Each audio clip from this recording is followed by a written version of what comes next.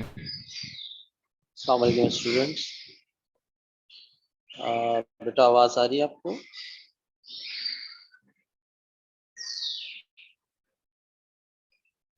Yes sir, आ रही है आवाज। ओके, क्लियर आवाज़ है? जी सर, क्लियर है। ठीक है, मैं 2 मिनट में स्टार्ट करता हूँ, थोड़े से स्टूडेंट्स और आज। ओके,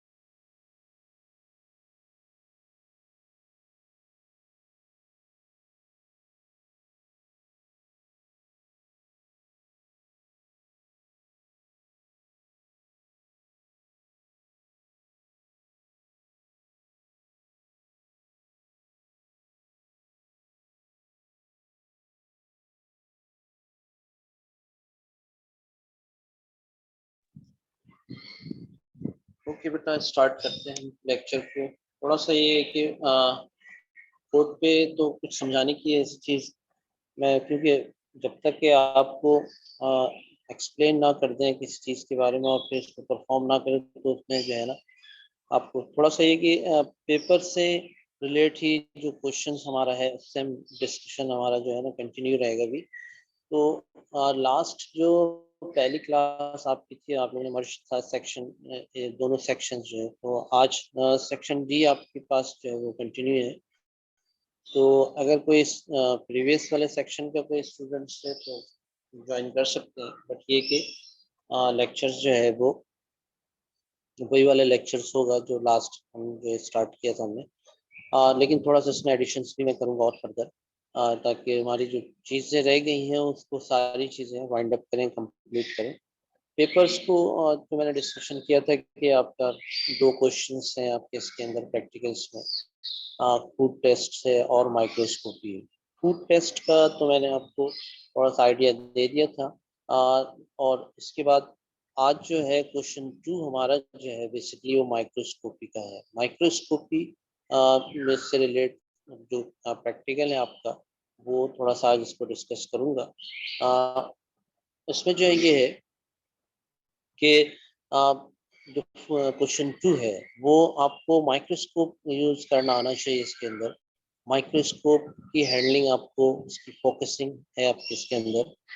तो वो जो है उसको अच्छी तरह से जब आप सीखेंगे, अब ज़ाहिर है कि उस वक़्त अगर हम वीडियो भी दिखाएँगे तो वो उस तरीके से आपको नहीं आएगा।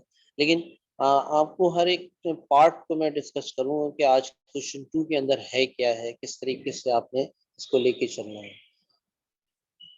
बेसिकली क्वेश्चन 2 जो है वो आपका माइक्रोस्कोप होगा, इसके अंदर परमानेंट स्लाइड्स होंगे और 1-2 चीज़ें और इसके अंदर होंगी, इसके अलावा और इसमें कोई एडिशन नहीं होते।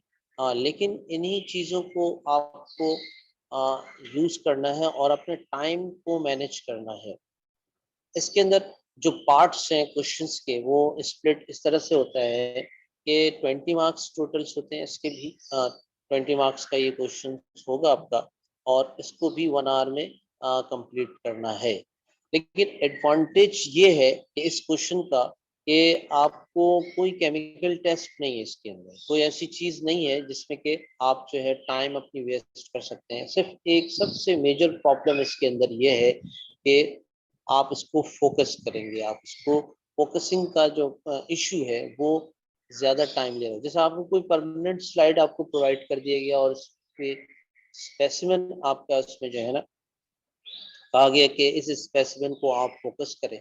तो अब इसमें ये है कि जब आप फोकस करेंगे तो आपको बहुत सारी प्रॉब्लम आपको फेस करना पड़ेगा। ऐसा नहीं है कि आप जो है आप बस स्लाइड लिया और माइक्रोस्कोप पे आपने प्लेस किए और उसको जो है ना फोकस कर लिया विद इन अ मिनट। इसकी एक टेक्निक से फोकसिंग करने की है। जब तक कि आप ये सारी चीज़ें आप नहीं सीखेंगे, इसमें प्रैक्टिकल्स यानी कि लैब में जब आप नहीं सीखेंगे इसको, तो आपको बहुत सारी चीज़ों को फेस करना पड़ेगा। इसमें ये भी हो सकता है कि आप अपनी स्लाइड्स को भी तोड़ सकते हैं, क्योंकि ज़ाहिर है कि आप स्लाइड को नहीं देख रहे होंगे, आप स्लाइड के स्पेसिमेन को माइक्रोस्कोप के थ्रू देख रहे होंगे, तो सारी चीज़ें जो कॉन्सेंट्रेट करेंगे आप वो सारी चीज़ें फोकसिंग पे, तो इस दौरान जब आप फोकस कर रहे होंगे तो हो सकता है कि आपको वो परमानेंट स्लाइड ब्रेक भी हो सकता है। लेकिन बताने का मकसद ये है कि ब्रेकेज जो है वो इतना इम्पोर्टेंट नहीं है जितना इम्पोर्टेंट जब आपको यहाँ स्कूल में नहीं होगा, जितना इम्पोर्टेंट आपके लिए प्रैक्टिकल एग्जाम में होगा। किस हवाले से? वो इस हवाले से कि जब आप इसको फोकस करते हैं और अगर आपसे स्लाइड ब्रेक होता है, तो वहाँ पेपर में ये होता है कि जो ब्रिटिश काउंसिल वाले हमें स्लाइड प्रोवाइड करते हैं पेपर के लिए, तो हर स्टूडेंट्स की काउंट करके वो प्रोवाइड करते हैं और एक्स्ट्रा या एक्सेस में वो नहीं प्रोवाइड करते हैं। अगर आपसे आपकी स्लाइड ब्रेक हो जाए, तो अब आप सोचें कि फिर आपको जो इम्पोर्टेंट चीज़ है जिससे कि आपने पूरा पेपर करना है और आप उसको अगर आप ब्रेक कर देते हैं, तो अब आप किस चीज़ को फोकस करेंगे, कैसे करेंगे? तो इसलिए अब आप जब आप ये फोकस कर रहे होंगे, तो बी केयरफुल। और ये स्लाइड अगर आपने ब्रेक कर भी दिया तो फिर ये कि आपका टाइम वेस्टिंग होगा, आपको बैठना पड़ जाएगा 1 आवर के लिए, जब तक कि कोई स्टूडेंट्स फ्री ना हो उस वक्त तक आपको जो है ये प्रोवाइड नहीं किया जाएगा। लेकिन ये है कि कोशिश करेंगे हम पहले दिन से, अर्ली डेज से, जैसे हम प्रैक्टिकल स्टार्ट करते हैं हम अपना, तो फूड टेस्ट हो या माइक्रोस्कोपी से कोई भी क्वेश्चन हो, तो वो हमने इंडिविजुअली खुद से सीखना है और अर्ली डेज से ही पंक्चुअल रहना है। फोकसिंग का जहाँ तक ये है कि इसके अंदर कि माइक्रोस्कोप आपको अच्छी तरह से हैंडलिंग करनी चाहिए। टेक्निक्स बताऊंगा वो कि जिससे कि आप ब्रेकेज नहीं करेंगे, आपको easily with in a minute के अंदर वो फोकस हो जाएगा माइक्रोस्कोप के थ्रू। अब माइक्रोस्कोप के पार्ट्स वगैरह जिसमें बहुत सारी चीज़ें हैं, आईपीस होते हैं इसके अंदर, ठीक है। आईपीस के साथ जिसमें कि आईपीस आप अगर देखेंगे माइक्रोस्कोप को, तो उसमें आईपीस के मैग्निफिकेशन भी मेंशन होते हैं। हम यूज़ करवाते हैं आईपीस की जो मैग्निफिकेशन वो 10x। अगर आप लिखना चाहें तो साथ साथ लिखते भी रहे, कोई इशू नहीं है। ताकि आपको जब क्लास में आप आए तो फिर आप दोबारा इसको जो है मतलब कि इजीली आप इसको समझ सकें। आईपीस की जो मैग्निफिकेशन है वो है 10x। हमारा 10x हम यूज़ करते हैं इसकी जो मैग्निफिकेशन है। अच्छा, इसमें 2 आईपीस वाला माइक्रोस्कोप हम यूज़ करते हैं। बाइनोक्यूलर माइक्रोस्कोप हमारा कहलाता है ये। और दूसरी चीज़, ये माइक्रोस्कोप हमारा जो है इलेक्ट्रिसिटी से जो है ना ये ऑपरेट होता है, इलेक्ट्रिसिटी। प्रीवियस क्लासेस में आपने शायद वो यूज किया होगा, सनलाइट वाला भी यूज किया होगा, इलेक्ट्रिसिटी वाला भी मे बी के यूज किया हो अच्छे स्कूलों में, जहाँ पर ये कहें जहाँ से भी आप आए, या नहीं भी यूज किया होगा। तो लेकिन ये कि यहाँ पर कंपलसरी है कि आपने यही वाला माइक्रोस्कोप, इलेक्ट्रिसिटी वाला जो है वो माइक्रोस्कोप यूज करना, सनलाइट वाला नहीं। और मोनोक्यूलर माइक्रोस्कोप यानी एक आईपीस वाला नहीं, बल्कि आपने 2 आईपीस वाले माइक्रोस्कोप को यूज करना है। आईपीस आपके पास होता है इसके अंदर ऑब्जेक्टिव लेंस होते हैं जो कि स्टेज के साथ लगा होता है। और ये ऑब्जेक्टिव लेंसेस जो है ये आपको फोकसिंग के लिए यूज करते हैं। इसके अंदर ये है कि थोड़ा सा ये बताऊं कि आप इन दोनों लेंसेस को हम यूज करते हैं। अच्छा, ऑब्जेक्टिव लेंसेस के भी मैग्निफिकेशंस गिवन होंगे इसके अंदर। नॉर्मली जो है माइक्रोस्कोप के अंदर जो लगे होते हैं लेंसेस, वो 4 लेंसेस ऑब्जेक्टिव के लगे होते हैं। ऑब्जेक्टिव लेंसेस 4 लगे होंगे आपके। एक 4x का, एक 10x का, एक 40x का और एक 100x का। ये जो भी माइक्रोस्कोप परचेज करते हैं, जो भी होता है, तो उसके साथ ये चारों प्रोवाइड करते हैं। लेकिन पेपर पॉइंट ऑफ व्यू से हम जो ऑब्जेक्टिव लेंस हम यूज करेंगे वो दो लेंसेज हम यूज करते हैं ऑब्जेक्टिव लेंस। दो लेंसेज वो कौन से हैं? एक 10x और एक 40x। आईपीस हमारा वही यूज होगा 10x वाला, बट ऑब्जेक्टिव लेंस जो है वो दो यूज करवाते हैं, एक 10x का और एक 40x मैग्निफिकेशन का। ये दो ये ऑब्जेक्टिव लेंस के थ्रू आप जो है किसी भी स्लाइड को फोकस करेंगे। अच्छा, इसमें ये होता है कि जब आप इसको ऑपरेट कर रहे होते हैं, जब आप फोकस कर रहे होते हैं, तो पेपर के अंदर आपके पास जो है पार्ट, जो फर्स्ट पार्ट होता है क्वेश्चन का, वो यही है कि लो पावर प्लांट डायग्राम आपने ड्रॉ करना है। लो पावर प्लांट डायग्राम जो है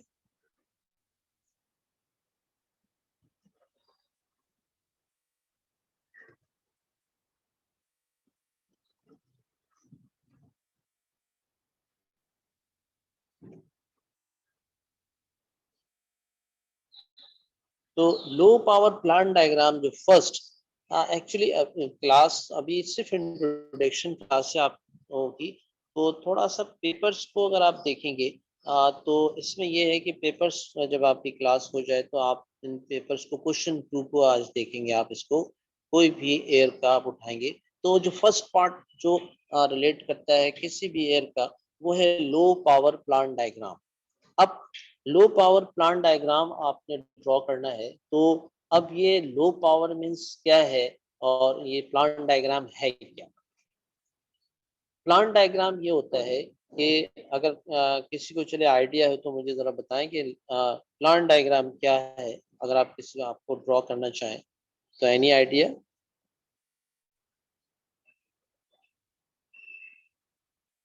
यस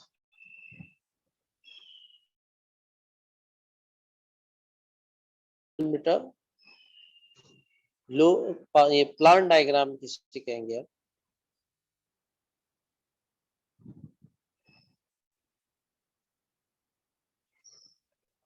जी,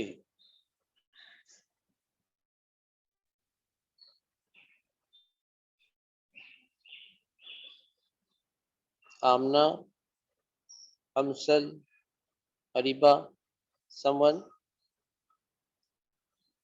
जी बेटा। आयशा, क्या आइडिया है आपको प्लांट डायग्राम क्या होता है?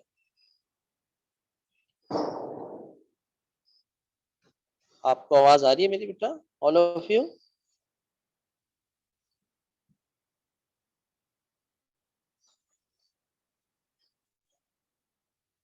जी, आ रही है आपको आवाज?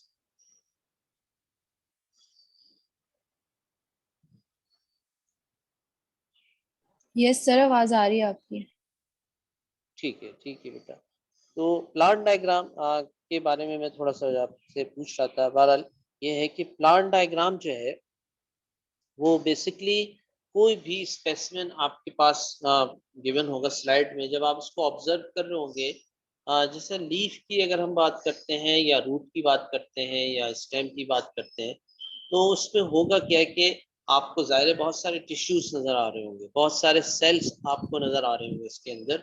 और आ, उन सेल्स को देखकर ही आप टिश्यू को आइडेंटिफाई कर सकते हैं कि ये मतलब कि कौन से टिश्यूज हैं, साइलम सेल्स के टिश्यू हैं ये क्या है, या फ्लोएम के हैं, या आपके पास एपिडर्मल टिश्यू है, या कौन से सेल्स के आपके पास। तो ये अब जब आप ऑब्जर्व करेंगे तो आपको डिफरेंट डिफरेंट टाइप्स के टिश्यूज आपको मिलेंगे।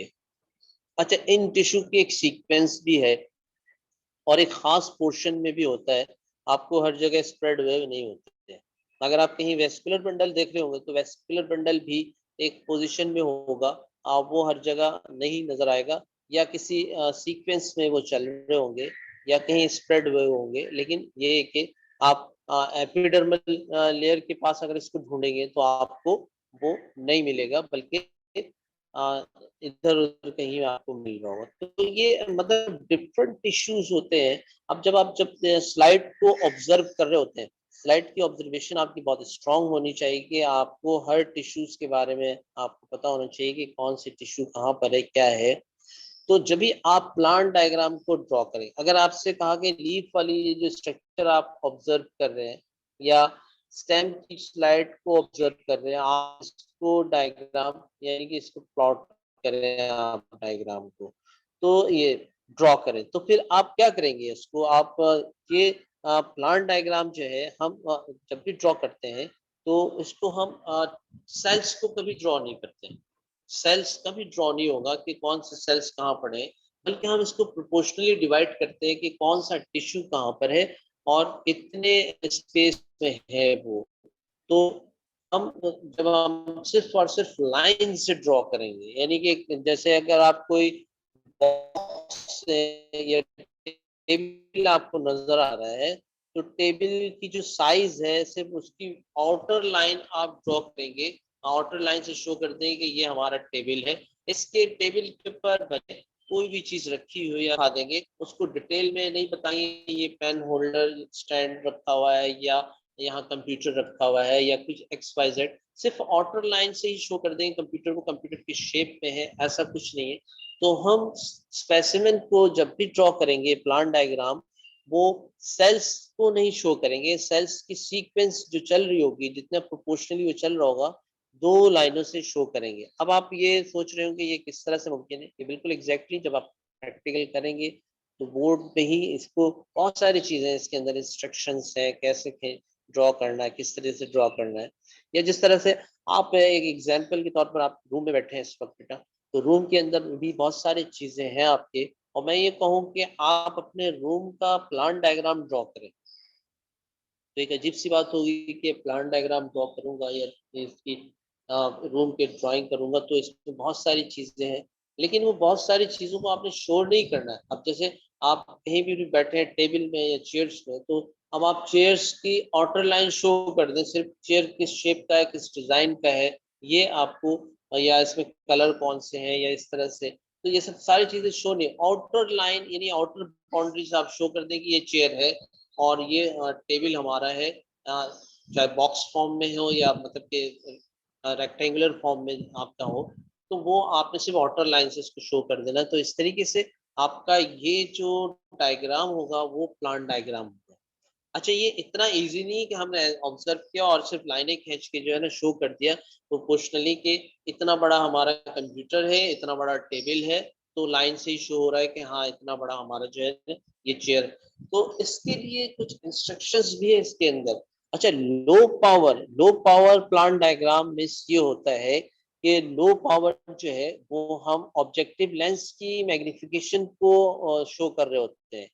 पेपर के दौरान पेपर के अंदर जो पार्ट होगा, जो क्वेश्चन होगा लो पावर और हाई पावर डायग्राम का, तो इसमें ऑब्जेक्टिव लेंस की जो मैग्निफिकेशन है, जो मैंने आपको बताया अभी शुरू में कि चार आपके पास मैग्निफिकेशन ये ऑब्जेक्टिव लेंस के होते हैं, लेकिन उसमें ये होगा कि जो है आप दो यूज करेंगे, एक 10x और एक 40x। तो ये जो 10x वाला यूज करेंगे जिसपे आप यूज करके आप फोकस करेंगे स्लाइड को, तो दैट इज लो पावर, ये हमारा जो है लो पावर ऑब्जेक्टिव लेंस कहलाता है। पेपर के अंदर ये नहीं लिखा होता है कि 10x पे आपने प्लांट डायग्राम ड्रॉ करना है या 40 पे डायग्राम को ड्रॉ करना है, ऐसा कुछ नहीं, वो मेंशन करते हैं लो पावर और हाई पावर को। Low power is the 10x और हाई पावर क्वेश्चन जो होगा वो हाई पावर से आपका मतलब है किस पे अब आप फोकस करेंगे, अब आप ऑब्जेक्टिव लेंस जो माइक्रोस्कोप का हमारा है वो हमारा जो है वो 40x वाला हम यूज करेंगे। आप उसको मूव कर सकते हैं दोनों, ये नहीं कि मूवेबल है होता है, ये हमारा ऑब्जेक्टिव लेंस जो है आप जहां सेलेक्ट करेंगे, आप 10x यूज करना चाहे 10x को सिलेक्ट कर लें, आप 40x वाला आप यूज करना चाह रहे हैं 40x वाला सिलेक्ट कर लें। तो अब ये जो पार्ट है, पहला पार्ट जो है low power plant diagram, low power plant diagram जब आप 10x को यूज करते हुए अपने स्पेसिमेन को जब आप फोकस करेंगे, तो पूरी एक आपको ऑब्जर्व कर रहे होंगे स्लाइड को कि कहाँ पर कौन से टिश्यू है, कौन से सेल्स है, वो सब नजर आ रहे होंगे। अब उसको ऑब्जर्व करते हुए आप अपने पेपर में डायग्राम बनाएंगे, और डायग्राम मैंने कहा प्लांट डायग्राम कि आपने सेल्स को नहीं शो करना है, सिर्फ टिश्यूज को 2 लाइनों से शो करना है। जैसे टॉप लेयर पे अगर हम देखते हैं एपिडर्मल लेयर, तो उस एपिडर्मल लेयर की जो थिकनेस है वो सिर्फ 2 लाइनों से शो हो जाएगा, अगर हम स्टेम की बात करते हैं। उसके बाद कॉर्टेक्स का अगर हम बात करते हैं, तो कॉर्टेक्स को भी हम 2 लाइनों से शो करेंगे। कैसे? जब आप ऑब्जर्व करेंगे, फोकस करेंगे उसको पूरे स्पेसिमेन को, तो किस शेप में, सर्कुलर शेप में है या स्ट्रेट लाइन में चल रहे हैं, किस तरीके से, तो उसी एंड से आपने इसको ड्रॉ करना है। अगर सर्कुलर शेप में है तो सर्कुलर शेप में पूरी लाइन चल रही होगी, आपको पूरी लाइन ड्रॉ हो रही होगी। जैसे अगर स्टेम की बात करते हैं तो आपको सर्कुलर शेप में नजर आएगा, तो पूरा एपिडर्मल लेयर जो है वो सर्कुलर बन जाएगा, आपको 2 लाइनों से 2 सर्किल बन जाएंगे विद स्पेस। स्पेस कितना है वो, तो अब इसके अंदर वो जो स्पेस आपने 2 लाइनों का ड्रॉ किया, इसके अंदर हम सेल को नहीं शो करेंगे कि ये एपिडर्मिस आपके जो है ना सेल्स है, तो इसको हम नहीं शो करते हैं, बल्कि हम सिर्फ वो लाइन ही शो करते हैं और इसके अलावा कोई नहीं। अगर आपने ये सेल्स ड्रॉ किया तो नेगेटिव मार्किंग में आप चले जाएंगे। फिर इसको, इसकी इंस्ट्रक्शंस है लाइन कैसे ड्रॉ करनी है, इस तरीके से ये सारी डिटेल्स में जो है ना, आप जब आप माइक्रोस्कोप यूज करेंगे उसमें बताएंगे कि इसमें बहुत सारी चीजें हैं। इसके 3 से 4 मार्क्स के होते हैं ये पार्ट हमारा। 3 से 4 मार्क्स जो है वो हमारा जो है ये आप जो है आप मतलब कि इसमें गेन कर सकते हैं। वो किस तरीके से, जब आप इन तमाम इंस्ट्रक्शंस को फॉलो करेंगे, इन तमाम इंस्ट्रक्शंस को जब आप फॉलो कर लेंगे, तो अब आप पूरा मार्क्स गेन कर सकते हैं। इसमें लाइन का बहुत ज़्यादा इम्पोर्टेंट होता है। आपकी ड्राइंग अगर अच्छी है तो आप बहुत अच्छा ड्रॉ कर सकेंगे, और अगर आपकी ड्राइंग अच्छी नहीं है तो अभी से आप इसकी प्रैक्टिस भी करेंगे। अभी से आप इसको जो है ना सारी चीज़ें लेके चलेंगे, और फिर उसके बाद जब आप प्रैक्टिस कर लेंगे तो आप एंड ऑफ द ईयर जो है वो यूज टू हो जाएंगे अच्छे से। आप इसको जो है ना, आप कोई भी स्पेसिमेन को आप जो है ना ड्रॉ कर सकते हैं इजीली। इसमें बहुत सारी चीज़ें इन्वॉल्व होगी, जैसे लाइन की थिकनेस है, लाइन ब्रोकन तो कहीं नहीं है, कहीं पर ओवरलैपिंग तो नहीं है, कहीं डिसकंटिन्यू तो नहीं है। जहां आपने सेल्स को या टिश्यूज को शो किया है, क्या वो उसी एंड से है, उसी तरह जिस तरह से आपने ऑब्जर्व किया उसी तरह से आपने इसको ड्रॉ किया है। फिर आपने जो साइज अपनी डायग्राम का शो किया है वो कितना साइज है। इसमें हमारा जो इंस्ट्रक्शंस है वो ये है, 6 सेंटीमीटर से और 6x6 सेंटीमीटर से ज्यादा होना चाहिए, कम नहीं होना चाहिए। अब ये देखिए, अगर आपने ये किया तो इसका मतलब है क्या है कि 6 से अगर छोटा आपने बना दिया, समटाइम ऐसा होता है कि स्टूडेंट देख लो तो ऑब्जर्व करते एक छोटा सा डायग्राम बना दिया, तो ये नेगेटिव मार्किंग है। इनके जो साइज है, जो डायग्राम का साइज होगा, लो पावर प्लांट डायग्राम जब आप ड्रॉ करेंगे, तो इसमें जो है 6x6 से ज्यादा हो, ज्यादा अच्छा है। और अगर आप छोटा बनाएंगे तो फिर यही होगा कि इसमें जो है मार्किंग आपकी जो है ना कम से कम हो जाएंगे, यानी कि 4 में से मुश्किल से आपको फिर जो है ना 1 या 2 मिल सकते हैं। अच्छा, ये तो जब आप करेंगे इसको फर्दर मैं इसको डिस्कस करूंगा बोर्ड में अच्छी तरीके से, डायग्राम बना के भी मैं दिखाऊंगा कि किस तरह से डायग्राम बनता है। ऐसे नहीं कि आपके एंड से आपको ही छोड़ दूंगा कि आप बना के दिखाएं, पहले मैं खुद ड्रॉ करूंगा कि मैं आपको बताऊंगा बेटा ये टिश्यू कहाँ पर है, ये इतना स्पेस लिया है तो मैंने इसका लाइन कैसे ड्रॉ किया है। प्रोपोर्शनली सही से सारे टिश्यूज को हम डिवाइड करके आपको दिखाएंगे इसके अंदर। तो अब जब आप देखेंगे इसको तो फिर आप इसको खुद से भी नेक्स्ट जब प्रैक्टिकल होगा तो अब आपको आइडिया हो जाएगा कि मुझे किस तरह से ड्रॉ करना है, तो आप इसको ड्रॉ कर सकते हैं। इसमें सेकंड पार्ट जो है इसका हाई पावर होता है, high power diagram. High power diagram जो है, हाई पावर प्लांट डायग्राम से मुराद ये, सॉरी, हाई पावर जो डायग्राम आप ड्रॉ करेंगे वो, अब आप दोबारा स्लाइड को फोकस करेंगे। पहले तो लो पावर पे आपने फोकस किया, वो 10x पे। अब दोबारा आपने अपने ऑब्जेक्टिव लेंस को मूव करना है, सिलेक्ट करना है, 40x पे आना है आपने, हाई पावर। अच्छा, हाई पावर में ये याद रखिएगा कि आप आपकी मैग्निफिकेशन बहुत ज्यादा है, हो गई। अब आप जो है जब आप फोकस करेंगे स्लाइड्स को, तो आपका इमेज बहुत बड़ा हो जाएगा। इसका मतलब ये है कि जो सेल्स हमें छोटे छोटे नजर आ रहे थे, अब वो सेल्स बहुत बड़े नजर आएंगे। क्योंकि आईपीस का एक स्पेसिफिक एरिया होता है। उस स्पेसिफिक एरिया में अगर आपके 2-4 सेल फोकस हुए होंगे, क्योंकि बहुत बड़ा हो गया पूरा स्पेसिमेन, इसमें आपको नजर नहीं आएगा। 10x पे मैग्निफिकेशन कम होने की वजह से आपका जो है पूरा पूरा जो है वो स्पेसिमेन नजर आ रहा होगा, हर एक पार्ट को, हर एक टिश्यूज को आप ऑब्जर्व कर रहे होंगे। बट अगर आपको सेल्स वगैरह देखना हो कि सेल्स किस तरीके से, तो फिर वो आप जो है बहुत इजीली होकर आप उसको हाई पावर पे ही देख सकेंगे। और वो आपसे जो सेकंड क्वेश्चन पूछता भी यही है कि सेल्स ड्रॉ करें हाई पावर पे। आप फ्लोएम सेल्स या जाइलम सेल्स या कॉलन कायमा वाले cells, whatever, epidermal cells, कोई भी आपका जो है वो सेल्स को ड्रॉ करवाएगा, ये याद रखिएगा। हाई पावर पे जो 40x वाला ऑब्जेक्टिव लेंस आप यूज करेंगे, वो हमारा जो है यही होगा कि इसमें सेल्स ड्रॉ कराएंगे। और लो पावर पे हमेशा आपसे जो है वो पूरी डायग्राम ड्रॉ करवाएगा, या कोई स्पेसिफिक रीजन आपसे शेड करके दिखाएगा कि पहले पेपर में दिखा देगा कि इस रीजन को आपने फोकस करके उसको जो है आपने जो है ड्रॉ करना है। लेकिन हाई पावर पे आप हमेशा सेल्स को ड्रॉ करेंगे। सेल्स 3 सेल्स ड्रॉ करवाए, 5 सेल्स ड्रॉ करवाए, 8 सेल्स ड्रॉ करवाए, वो सारी इंस्ट्रक्शन वही होगी जो कि आपने जो है इसमें जो है आपने लो पावर पे फॉलो किया, वही इंस्ट्रक्शंस आपने यहाँ भी फॉलो करना है कि लाइनें आपकी कैसी हैं, कहीं थिकनेस तो नहीं है, कहीं ब्रोकन लाइन तो नहीं है, कहीं पर जो है आपकी जो है ओवरलैपिंग तो नहीं है, या जो आपने सेल्स ड्रॉ किया है वो पूरा स्पेस आपने यूज किया है, जैसे 6x6 सेंटीमीटर का आपके पास स्पेस आप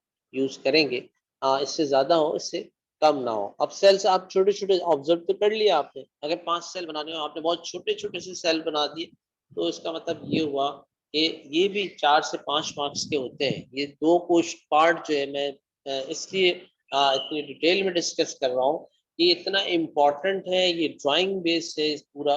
और इस पार्ट, दोनों पार्ट की वजह से एक्चुअली क्वेश्चन 20 मार्क्स का अगर है, तो ये 8 से 10 मार्क्स के होते हैं, ये दोनों पार्ट, लो पावर वाला और हाई पावर वाला। 8 से 10 मार्क्स के अगर आपके ये हैं और आपने इसको अच्छी तरीके से अटेम्प्ट नहीं किया, तो आप सोचें कि आपका जो क्वेश्चन 2 का जो टोटल मार्क्स में से आपको कितने आप गेन करेंगे। कि फर्दर क्वेश्चन जब आप इसको अटेम्प्ट कर रहे होंगे तो वहां भी अगर मिस्टेक्स है, तो फिर जाहिर है कि फिर आप सोचें कि आपका ये प्रैक्टिकल कैसा हुआ होगा।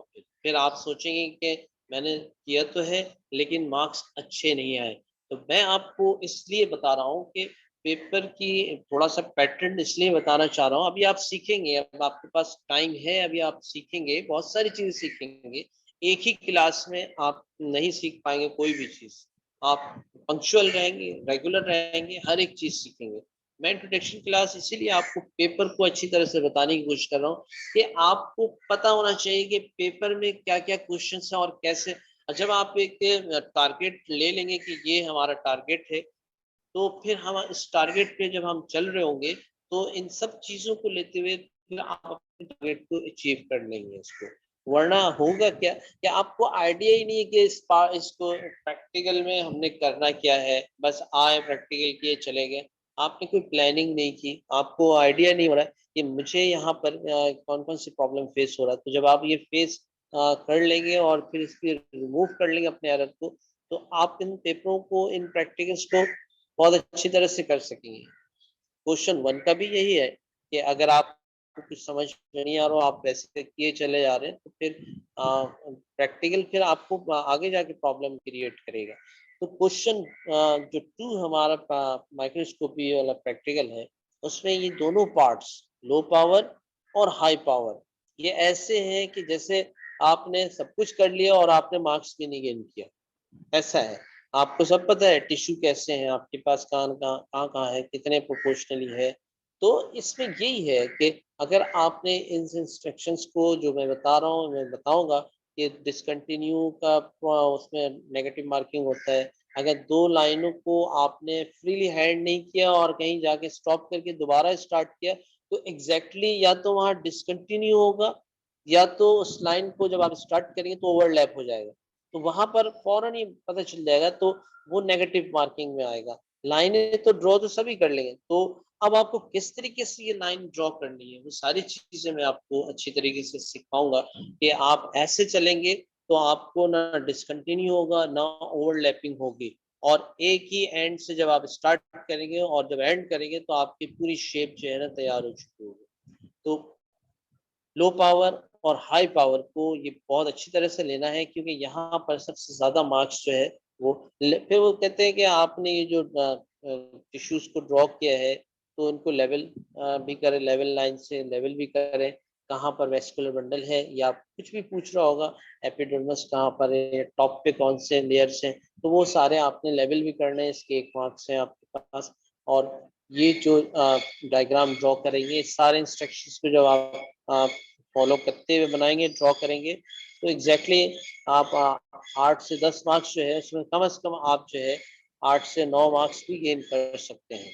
बाकी जो है इसमें जो है हमारा वो थ्योरी वाले पार्ट्स आपके पास फर्दर जो है वो हम करेंगे।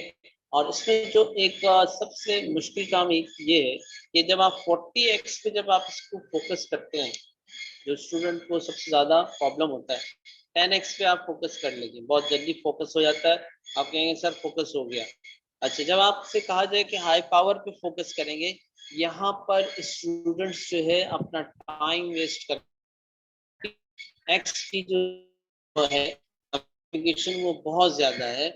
जब आप इस स्लाइड को फोकस करेंगे तो होगा क्या कि वो इमेज फोकस तो होगा और आप फोकस कर रहे होंगे और तो उसमें ये होगा विद इन, यानी कि जो भी यानी कि फोकस हो रहा होगा वो फौरन जो है ना गायब हो जाएगा, आपको पता भी नहीं चलेगा कि फोकस हो भी चुका था और उसके बाद आपका मतलब कि पूरी स्पेसिमेन नज़र भी नहीं आ रहा है, ऐसा लग रहा होगा। तो ये प्रॉब्लम आपको रहेगा, लेकिन एक ये राइट मेथड है कि आप किस तरह से इसको फोकस करेंगे।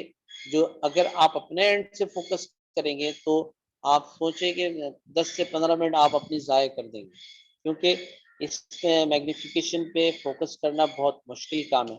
और जो स्लाइड टूटता भी है, जहाँ मैंने आपसे पहले फर्स्ट डिस्कस आपसे किया था कि जो स्लाइड आप तोड़ेंगे तो प्रॉब्लम हो जाएगा, और स्लाइड जो ब्रेक हो रहा होता है वो यहीं पर होगा आपका स्लाइड ब्रेक, इस 40x पे जब आप उसको फोकस कर रहे होंगे। यही सबसे बी केयरफुल कि जब आप फोकस करें 40x पे तो स्लाइड पे ध्यान जरूर देंगे थोड़ा सा।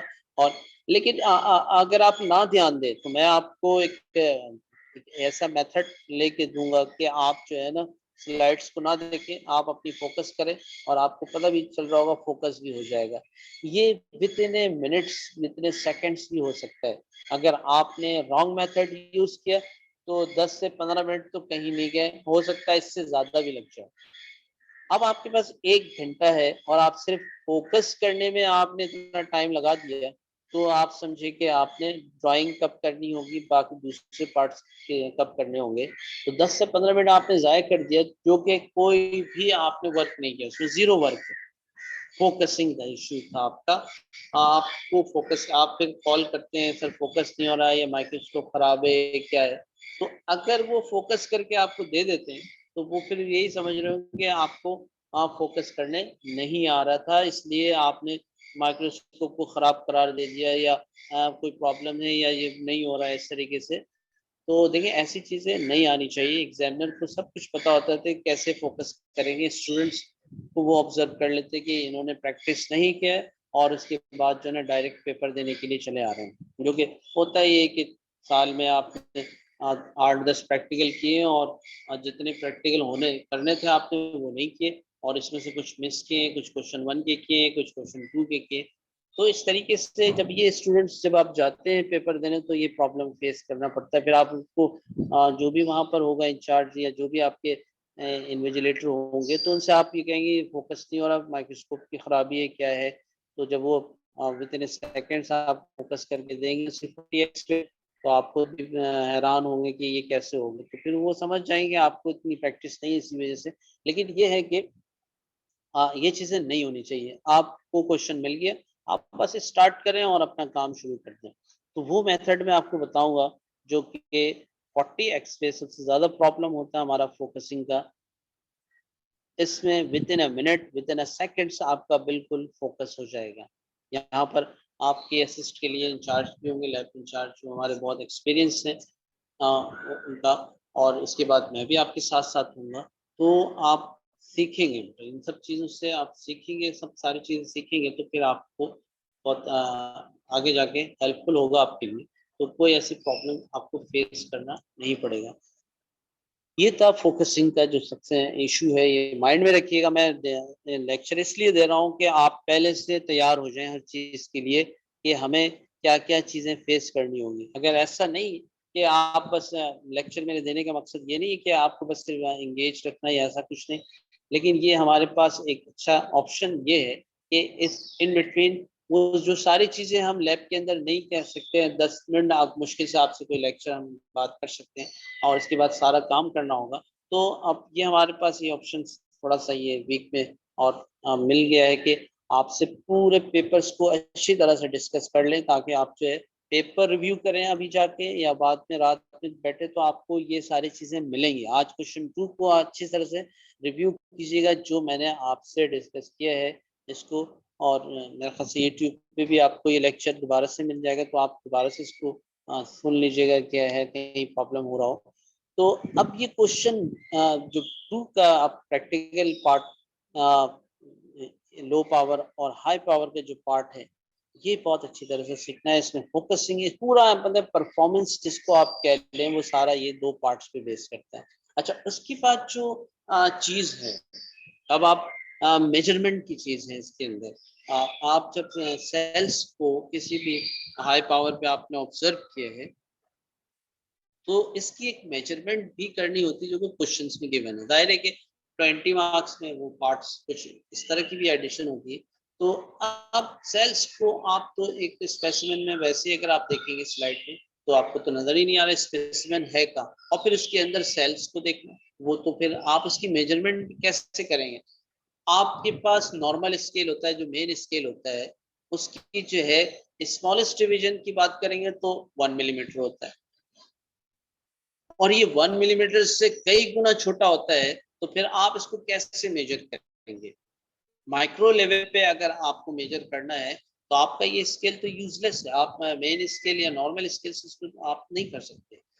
अब आपको इसी माइक्रोस्कोप को यूज करते हुए आपने उन सेल्स की मेजरमेंट भी करनी है। ये थर्ड पार्ट की मैं बात कर रहा हूँ कि इसके अंदर ये क्वेश्चन आता है कि आप को कहा जाता है कि भाई ये 3 सेल्स या 4 सेल्स हैं जो कि आपने 40x पे, चाहे एपिडर्मिस के हो या कोई भी हो, जाइलम के हो, तो अब आप जो है वो उसको फोकस करेंगे और इसकी जो मेजरमेंट करेंगे, जो कि आपके पास कोई स्केल नहीं है मेजरमेंट की। तो आप कहेंगे इतनी इसकी इस सेल्स की जो है 40x पे ये मेजरमेंट आ रही है, तो लेकिन इसके लिए आपके पास कोई स्केल होना चाहिए। तो माइक्रोस्कोप में ही हम स्केल प्रोवाइड करते हैं आपको।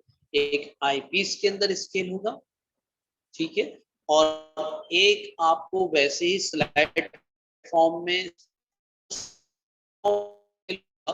वो माइक्रोमीटर कहलाता है, स्टेज माइक्रोमीटर। जो स्लाइड जैसा होगा आपके पास स्केल, वो स्टेज माइक्रोमीटर कहलाएगा।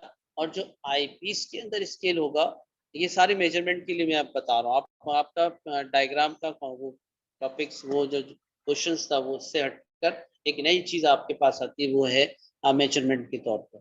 तो अब एक आईपीस के अंदर से स्केल होगा, ये आपका जो है ग्रेटिक्यूल होगा।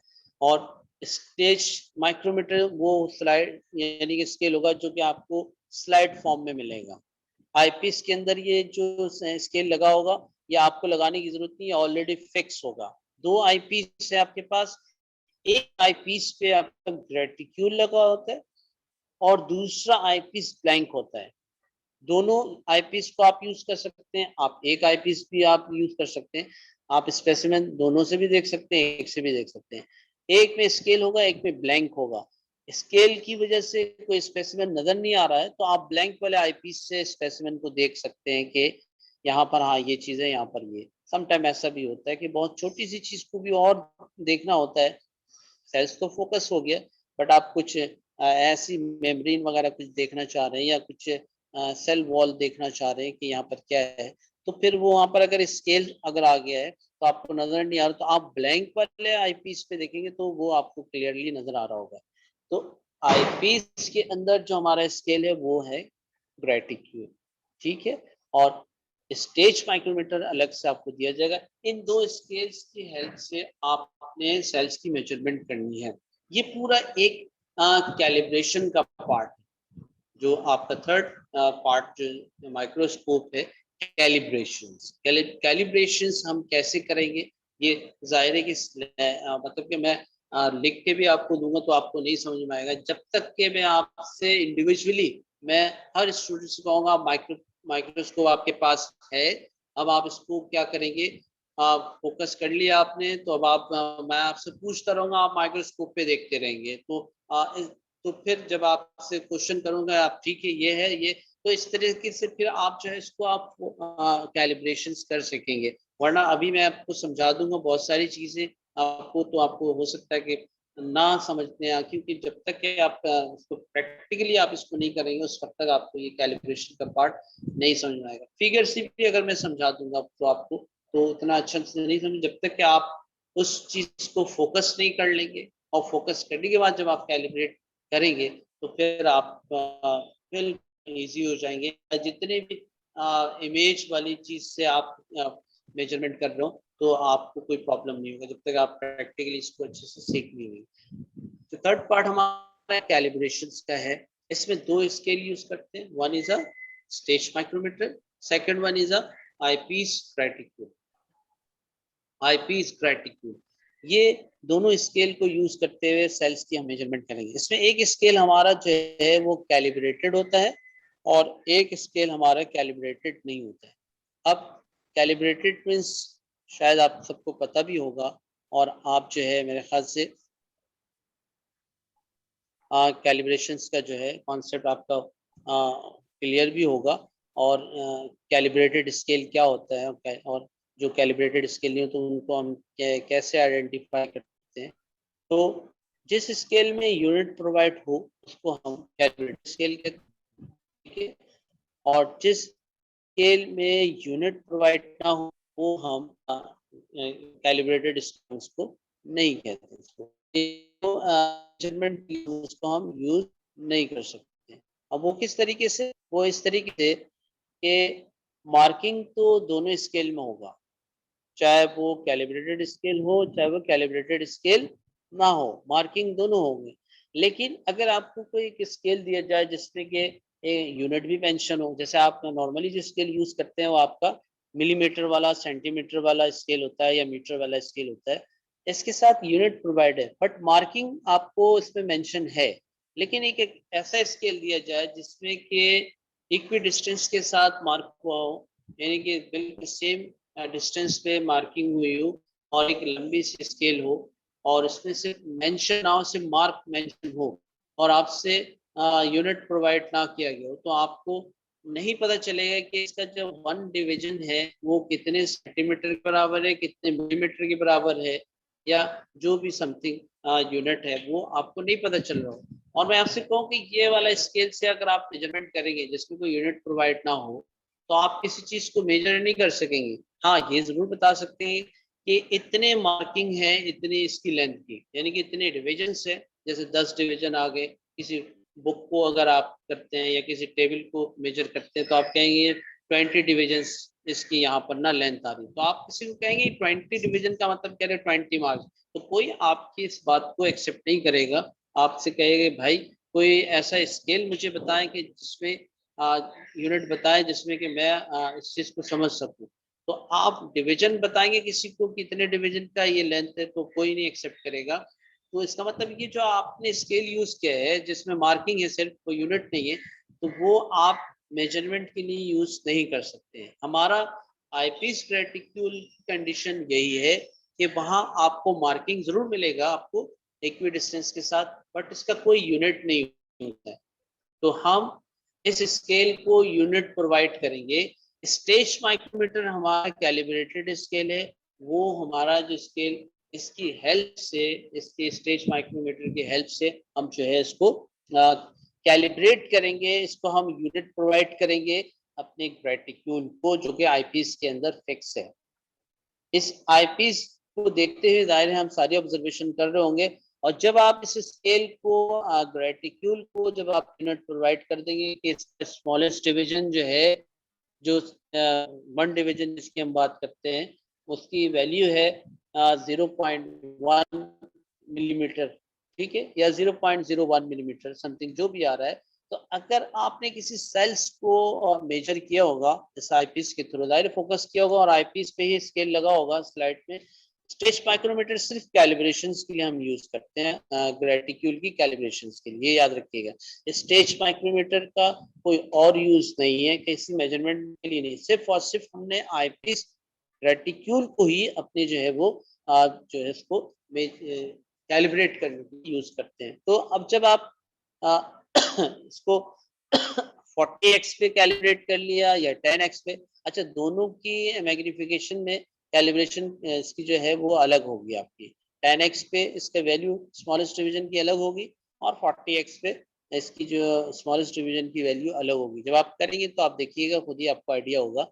अभी तो जाहिर है कि बस ये माइंड में रखें कि दोनों अलग अलग कैलिब्रेट होगा मैग्निफिकेशन पे। अगर आप 40x पे काम कर रहे हैं तो 40x पे स्केल को कैलिब्रेट करना है स्टेज माइक्रोमीटर के हेल्प से, और इसी तरह से 10x पे भी आपने इसी तरह से करना है। तो अगर किसी सेल्स को आपने मेजर करना है तो ये स्केल जो है आपका ग्रेटिक्यूल है, अब इसको आपने इसकी स्मॉलेस्ट डिवीजन को फाइंड कर लिया कि इसकी स्मॉलेस्ट डिवीजन की वैल्यू 40x पे आपके 0.1 मिलीमीटर फॉर एग्जांपल, ठीक है। तो अब आप जो है जब सेल्स को आप मेजर करोगे आपके पास 10 डिवीजन आ गए, सही है। अगर एक सेल्स की मेजरमेंट आपने कर ली, 10 डिवीजन आ गए, तो 1 डिवीजन आपका कितना है 0.1 मिलीमीटर के, तो 10 डिवीजन कितने मिलीमीटर के बराबर है, 1 मिलीमीटर के। अब आप देखिए ये जो स्केल ग्रेटिक्यूल वाला स्केल है वो आप मेजरमेंट के लिए यूज कर रहे होंगे। हमारा कोई नॉर्मल स्केल से हम किसी सेल्स को मेजर नहीं कर सकते, हम इन्हीं यूज करते हुए हमारे पास इसकी मेजरमेंट हो रही होती है। तो आप सेल्स को मेजरमेंट करने के लिए आपका जो थर्ड पार्ट है वो कैलिब्रेशन का, आपको ये स्केल जो है कैलिब्रेट करना होगा। मैं आपको नहीं बताऊंगा कि ये कैलिब्रेटेड है कि नहीं, ये आपकी कैलिब्रेशन खुद करनी होगी। आपको पेपर पे भी करना पड़ रहा होता है, अगर नहीं भी करना पड़ रहा होता तो वो पेपर में गिवन भी होगा, इमेज बना के दे देंगे कि अब आप इनको यूज करते हुए आप जो है अपने आईपीस रेटिक्यूल को कैलिब्रेट करें। अब जब माइक्रोस्कोप पे आपने काम नहीं किया होगा तो एग्जैक्टली पेपर के अंदर अगर फिगर से उन्होंने शो किया कि कहाँ पर स्टेज है, कहाँ पर आपका ग्रेटिक्यूल स्केल है, तो जब इनको आप कंपेयर ही नहीं कर पाएंगे, किस तरीके से प्रैक्टिकली नहीं किया होगा आपने इसमें, तो उस फिगर को भी आप नहीं अटेम्प्ट करेंगे।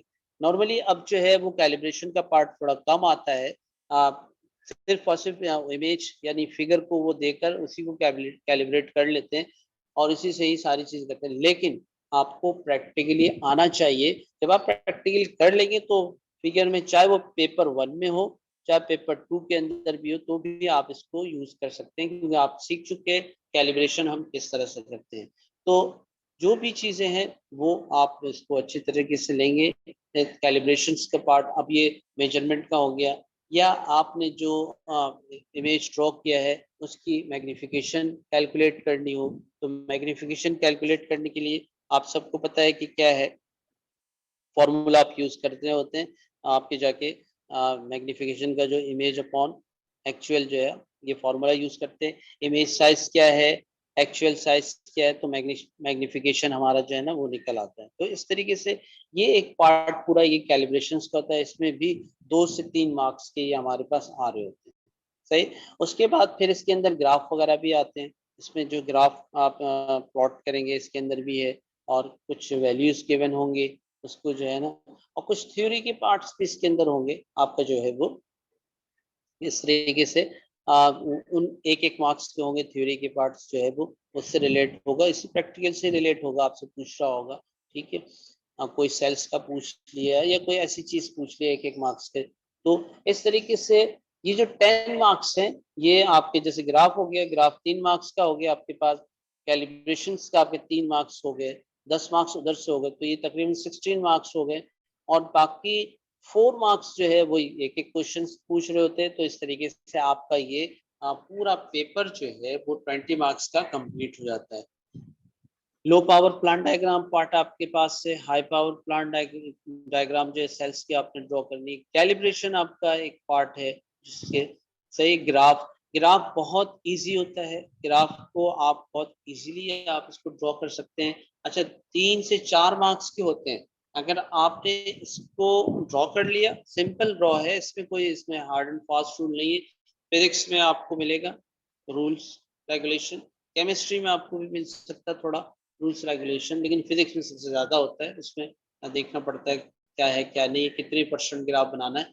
लेकिन यहाँ पर कोई परसेंट नहीं है, बस जस्ट आपने स्केलिंग करनी है और पूरा जो ग्राफ पेपर इसके अंदर गिवन होगा, छोटा सा एक पेपर, आज जरूर देखिएगा आप इसको। क्वेश्चन 2 को किसी भी ईयर का, मैं ईयर नहीं बताता हूँ, बताऊंगा आपको, कोई भी ईयर आप देख लें, यही आपका पैटर्न है पेपर पॉइंट ऑफ व्यू का। अच्छा, इसमें 3-3 देख लें या 3-4 देख लें, जो आपका वेरिएंट है इसमें 3-3 या 3-4 कोई भी, सबका एक ही पैटर्न चल रहा होगा। तो हमारा जो है इस तरीके से ये क्वेश्चन 2 जो माइक्रोस्कोपी से रिलेट है वो हमारा ये पूरा कंप्लीट होता है। इस तरीके से क्या क्या चीज़ें इसके अंदर इम्पोर्टेंट है वो मैं आपको डिस्कस कर चुका हूँ। प्लान डायग्राम आपका है, सेल्स ड्रॉ करना है आपने, कैलिब्रेशन ये इम्पोर्टेंट पार्ट है जो कि परफॉर्म बेसिस सारा कुछ। तो इस क्वेश्चन को आप टोटली माइक्रोस्कोप पे ही आपने फोकस कर रहा है, माइक्रोस्कोप को अच्छी तरह से हैंडलिंग करनी है, इसका यूज आना चाहिए बेटा आप सबको। तो अब थोड़ा सा क्वेश्चन 1 पे भी मैं थोड़ा डिस्कस कर लूँ एक आध पॉइंट, जो इसमें सबसे इम्पोर्टेंट है, डायल्यूशंस का टॉपिक। डायल्यूशंस का टॉपिक है, जब आप डायल्यूशंस करते हैं क्या है नहीं है, इसको हम नेक्स्ट फिजिकली अगर हो गया तो इंशाल्लाह तो हम तो इसको करेंगे, नहीं तो नेक्स्ट लेक्चर जो है हमारा वो डायल्यूशन का होगा।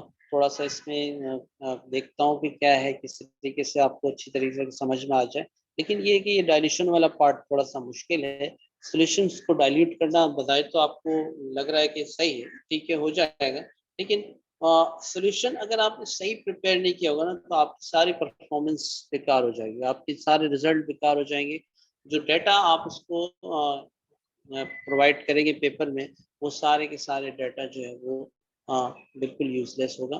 तो इंशाल्लाह नेक्स्ट जो आपका जो वेंसडे को होगा आपका, तो देखते हैं इंशाल्लाह स्कूल खुल जाए तो फिजिकली हम जो है अपने प्रैक्टिकल्स को स्टार्ट करेंगे।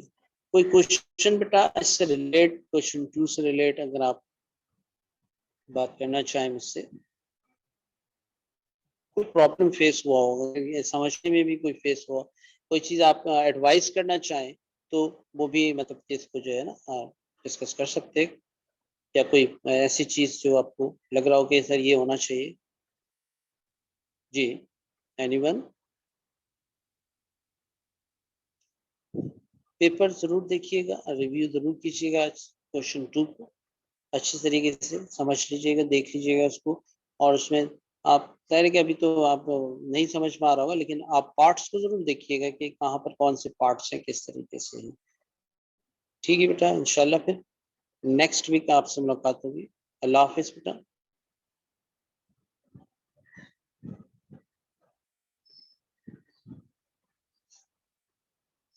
अल्लाह हाफिज सर।